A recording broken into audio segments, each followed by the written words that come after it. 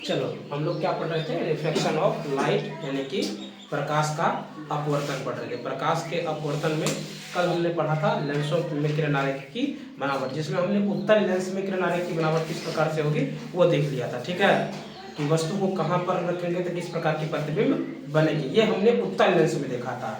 आज हम देखते हैं कि अवतल लेंस में किरण आरेख की बनावट किस प्रकार से होती है और अवतल लेंस में प्रतिबिंब कहाँ पर बनती है। आज इसको हम लोग नोटिस करने वाले हैं। ठीक है, तो चलो सबसे पहले शुरू करते हैं। अवतल लेंस में पहला जो पॉइंट है हमारा वो लिखते हैं कि अवतल लेंस में प्रतिबिंब कैसे बनता है। ठीक है ना, तो अवतल लेंस में एक ही प्रतिबिंब मिलता है। जैसे देखो, अवतल लेंस द्वारा किसी वस्तु का सदा आभासी प्रतिबिंब बनता है। अवतल लेंस में जितना भी प्रतिबिंब बनेगा वो क्या बनेगा, हमेशा आभासी प्रतिबिंब बनेगा। कैसा प्रतिबिंब बनेगा, हमेशा आभासी प्रतिबिंब बनेगा।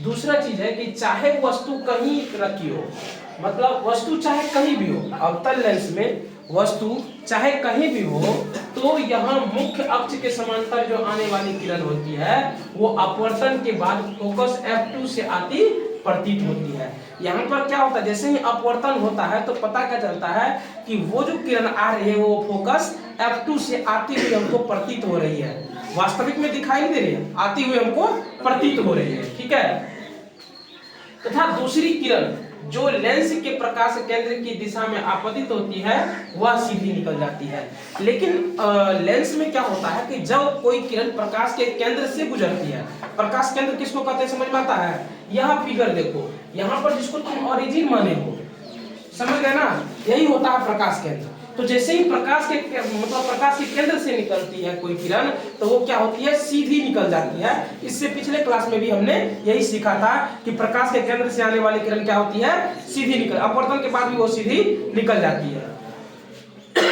ठीक है, अब यहाँ पर तुम देखो, यहाँ पर हम एक फिगर बनाया है जिसमें हमने वस्तु को क्या किया है, कहाँ रखा है कि F2 यानी कि F2 के बाद रखे हैं। तो यहाँ पर हमने कहीं पे वस्तु रख लिया, F2 और अनंत के बीच में मान लेते हैं वस्तु रखे हैं। ठीक है, अब क्या हुआ कि प्रकाश की मतलब जो प्रकाश आई तो वो क्या हुआ, अपवर्तन के बाद एक तो रिफ्लेक्ट हो गई, दूसरा क्या हुआ कि प्रकाश केंद्र से आते हुए सीधी निकल गई।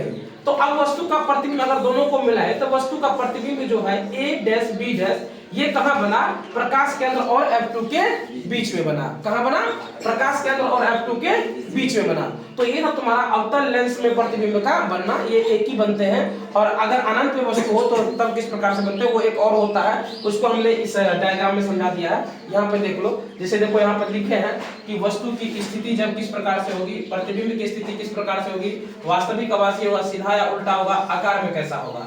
तो सबसे पहला हम जो पढ़े अभी तो वो क्या था, लेंस तथा अनंत के बीच, लेंस और अनंत के बीच जब वस्तु रहेगा तब लेंस तथा F2 के बीच इसका प्रतिबिंब बनेगा। कहाँ बनेगा, लेंस तथा F2 के बीच में। और वास्तविक आभासी में से क्या होगा, आभासी होगा, सीधा होगा या उल्टा, तो बिल्कुल सीधा होगा।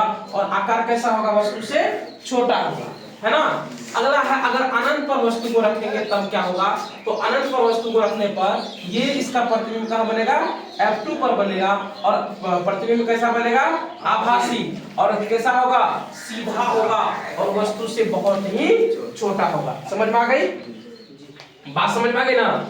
चलो ठीक है, अब आगे हम समझते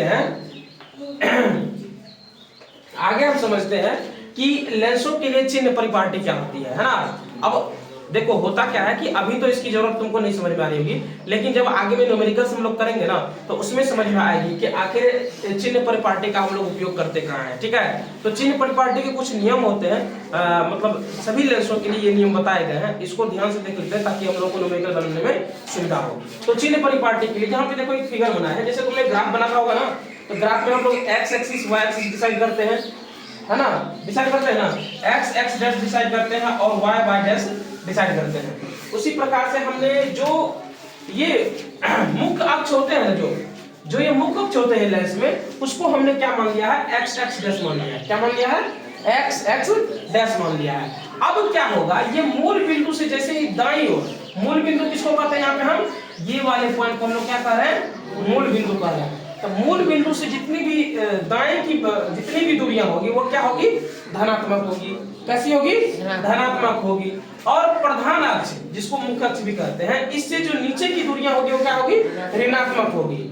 और जो ये मूल बिंदु से ऊपर, यानी कि आप ये कैसे कर सकते हो कि प्रधान अक्ष से ऊपर की ओर की दूरियां क्या होगी, धनात्मक होगी। प्रधान अक्ष से ऊपर धनात्मक, प्रधान अक्ष से नीचे ऋणात्मक, और मूल बिंदु से दाईं ओर क्या होगा, धनात्मक होगा। दूसरी बात, जिधर मतलब आपतित प्रकाश की दिशा जो होती है, जो आपतित प्रकाश की दिशा होती है, तो मूल बिंदु से बाईं ओर की दूरियां क्या होती है, ऋणात्मक होती है। क्या होती है, मूल बिंदु से जो बाईं ओर की दूरियां होगी वो कैसे होगी, ऋणात्मक होगी। और मूल बिंदु जो जिसको हम लोग क्या बोलते हैं, ओरिजिन बोलते हैं, ये लेंस का क्या होता है, प्रकाश केंद्र होता है। क्या होता है, ये लेंस का प्रकाश केंद्र होता है। चलो अब एक एक करके वही चीज लिखे हैं यहाँ पर, देख लो कि लेंस के मुख्य अक्ष यानी कि प्रिंसिपल एक्सिस को निर्देशांक एक्स एक्स अक्ष माना जाता है। जो लेंस का मुख्य अक्ष होता है उसको हम लोग क्या कहते हैं, एक्स एक्स डैश कहते हैं, ठीक है। और सभी दूरियां लेंस के प्रकाश केंद्र से मापी जाती है।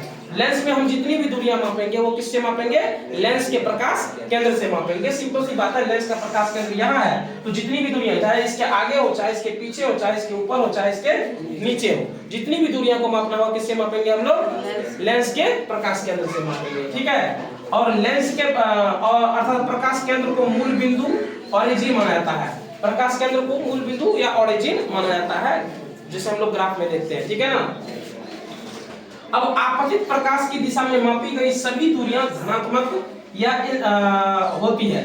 जो आपतित प्रकाश की दिशा होती है ना, यानी इंसिडेंट लाइट होती है, ये यहाँ पे देखो हम लिखे हैं आपतित प्रकाश की दिशा, लिखे है ना। जो इंसिडेंट लाइट होती है ना, इसके मतलब मापी गई सभी दूरियां धनात्मक होती है आपतित प्रकाश की दिशा में। अच्छा, आपतित प्रकाश की दिशा में मतलब कहाँ, इधर से यहाँ जब भी जो भी दूरियां मापेंगे हम क्या होगा, धनात्मक होगा, है ना। उसकी दिशा में जो भी दूरियां मापेंगे, तो मतलब आपतित प्रकाश की दिशा ये आ रही है, तो इसका मतलब इधर से जितनी भी दूरियां मापेंगे सब क्या होगा, धनात्मक होगा ना, ठीक है। आपतित प्रकाश की दिशा के विपरीत दिशा में मापी गई सभी दूरियां ऋणात्मक यानी कि नेगेटिव होगा। अब इसके विपरीत जब दिशा में कोई भी दूरियां मापेंगे तो क्या होगा, वो नेगेटिव होगा। क्या होगा, नेगेटिव होगा यानी कि ऋणात्मक होगा, ठीक है। अब अगले पॉइंट पे चलते हैं कि लेंस के मुख्य अक्ष अर्थात एक्स एक्स डैश के अक्ष के लंबवत मापी गई दूरियां। अब इसके लंबवत जो मापी गई दूरियां होती है वो क्या होती है, धनात्मक तब होती है जब वो अक्ष के ऊपर होती है। अच्छा, इसके लंबवत जो भी दूरियां मापेंगे तो उसमें धनात्मक वो तभी होगा जब वो क्या होगा, मतलब मुख्य अक्ष के ऊपर होगा, और ऋणात्मक तब होगा जब वो मुख्य अक्ष के नीचे होगा। क्लियर है। तो यहाँ से तुम्हें लेंस की चिन्ह परिपाटी समझ में आ गई होगी।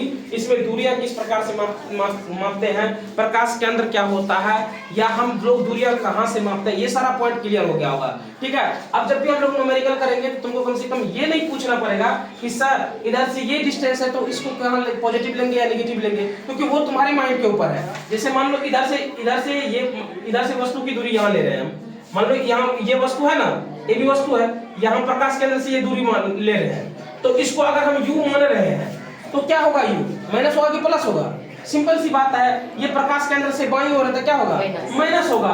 और ये है हमारा प्रतिबिंब है, ये भी तुम अगर देखोगे तो यहाँ प्रकाश केंद्र से अगर तुम प्रतिबिंब की दूरी देखोगे तो क्या होगा, माइनस भी होगा ना।